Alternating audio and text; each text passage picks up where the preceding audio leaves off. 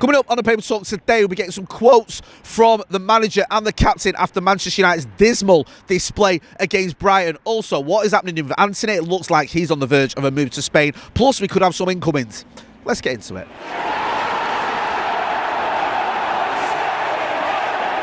Jay here, Stretford, Paddock. This is the Paper Talk. As you can see, I'm outside Old Trafford and it's pretty cold. You might want to bring your parkers with you today. A lot of the stories this morning focusing on the morning after the afternoon before, if that makes any sense. Manchester United losing at home to Brighton, and Ruben Amorim was pretty emphatic in his assessment of it. He said, more or less, listen to the media, I know you want headlines and I know how this works, but this is, there's a case that this is the worst Manchester United side in history.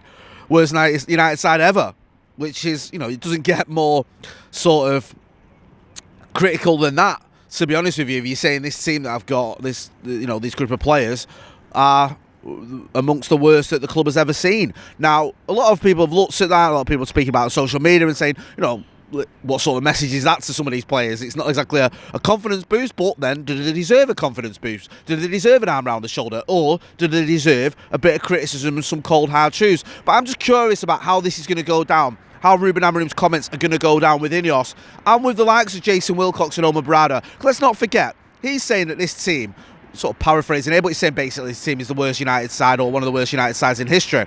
Now, 5, I think, of the players that started yesterday against Brighton were players that were brought in under INEOS's watch. You look at the likes of Joshua Zirkzee, Lenny Yoro, Matthijs de Ligt, Manuel Ugarte, Nusayr Mazraoui. So these are all players that the likes of Wilcox and maybe to a lesser degree Omar Brada will have had a hand in bringing into the club. INEOS have brought these players in. That's almost half your team. And yet he's saying this is one of the worst teams United have ever had. So I just wonder whether the likes of Wilcox and Brada are looking at that and going, is he having a bit of a dig at us as well? Is he having a dig at me? Is this going to cause any friction with those people? Now, I'm not saying Ruben Amorim should keep his opinions to himself. If he believes that he's actually managing the worst United side in history, and if he feels that way, then he's got every right to say it, and he's let's have it right. If he'd have come out after that result yesterday and that performance and said, this team is mint and I love it, people would have thought he's lost the plot.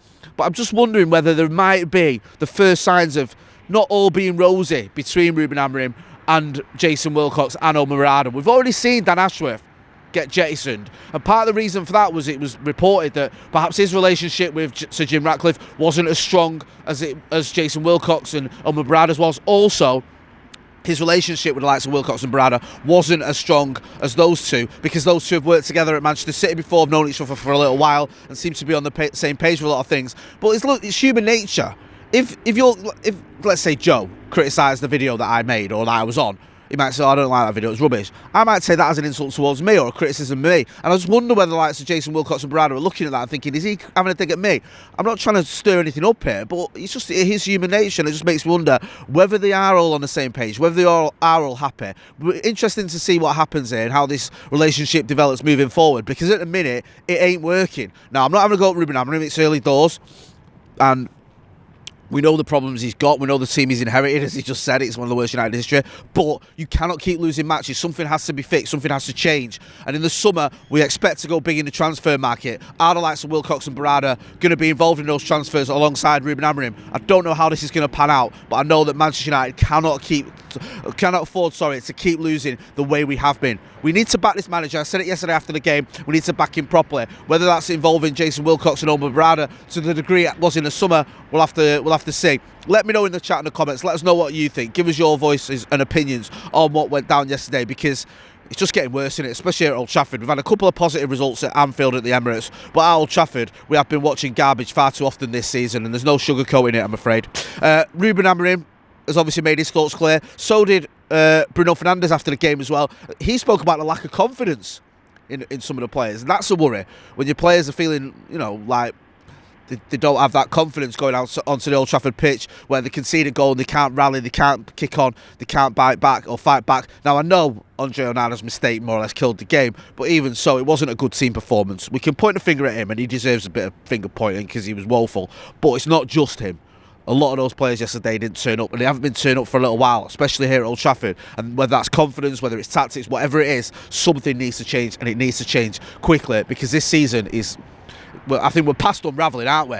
it's turning into a disaster. In terms of outgoings, because some of these players could be heading out the door, Antony looks like he's on the verge of joining Real Betis. Fabrizio Romano tweeted about it. He said, "Here we go soon." So expect that to happen anytime today or this week. It might have already happened by the time you're watching this video. Antony, look, I've said it before, I'll say it again. I don't think it's any great loss to Manchester United, him moving out. I think it makes sense. Ruben Amorim obviously doesn't fancy him. He's given him a few cameos here and there. I think he played 45 minutes in midweek. He didn't really do a lot. He did a little bit. I don't think he's good enough for Manchester United. I don't even know if he's a Premier League player, if I'm being brutally honest. And I think he will go down in history as arguably Manchester United's worst ever signing. And you might think that's being overcritical, but we spent, what, 80 million quid on him? And he's done nothing, really. Had an okay first season. But other than that, we've had a season and a half of nothingness.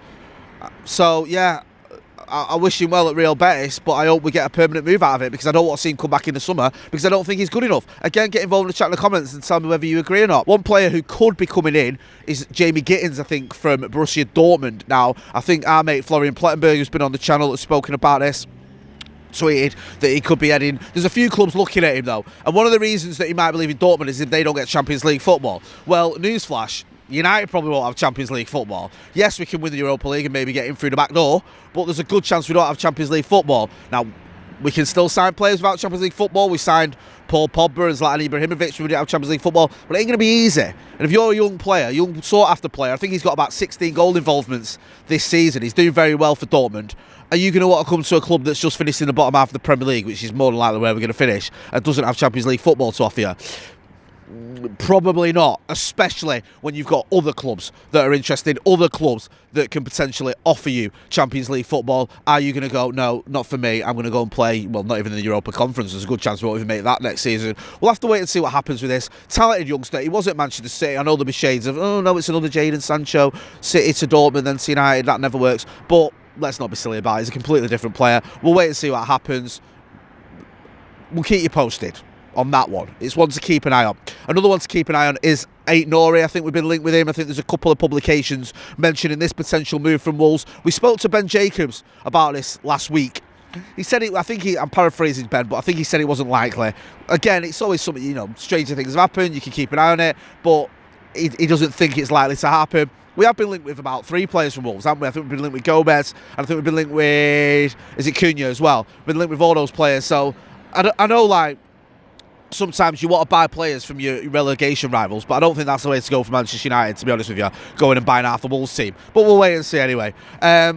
Just one final story. Should we end on a positive note?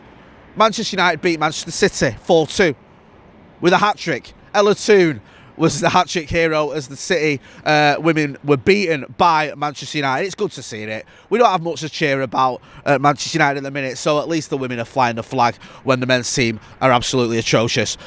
Listen, I'm going to leave it there. I'm going to be back later on today with the Paddock podcast. If you've not done so already, go and check out, if you can be bothered putting yourself through a bit of misery, the reaction from yesterday's game. We've got obviously myself, Joe, McCullough, Andy Tate, all that good stuff on there as well, giving you our opinions on what went wrong for Manchester United against Brighton and what needs to be fixed. It needs to be fixed sooner rather than later, because this season, core blimey, I don't know what to say. I'll leave it there. Make sure you are hitting like, share and subscribe. I've been Motty. This has been The Paper Talk.